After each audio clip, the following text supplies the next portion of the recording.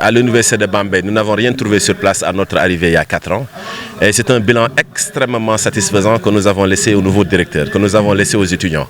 Quand nous venions à Bambey, il n'y avait pas d'espace vert. Allez à Bambey, vous allez voir tous les espaces verts qui ont été aménagés et dédiés aux étudiants. Et des espaces vraiment faits à moindre coût. Donc vous allez à Bambey, quand j'arrivais, il n'y avait même pas de locaux, il n'y avait pas de bureau.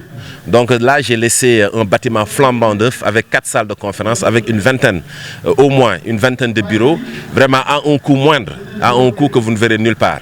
Vous allez à Bambey, il n'y avait rien à Bambey à mon arrivée, ce n'est pas la peine vraiment de faire une liste, il n'y avait vraiment rien. Le rien était ce qui était le mieux partagé à Bambey. Et allez à Bambey maintenant, vous verrez le nouveau visage de l'université de Bambey.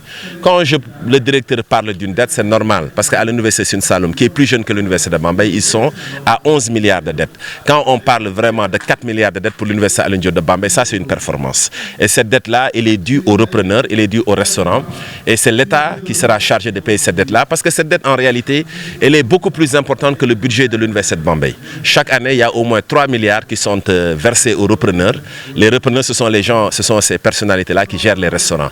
Et la dette due aux repreneurs est supérieure même au budget du CROUS. Et c'est l'État qui se charge, comme il le faisait, comme il le fait pour Dakar, comme il le fait pour Saint-Louis, n'est-ce pas, d'effacer cet ardoise-là. Donc vraiment, au moment où je vous parle, en tout cas, ce que j'ai laissé à Bambey, c'est un bilan vraiment extrêmement satisfaisant. Et vraiment, c'est des lignes budgétaires très équilibrées.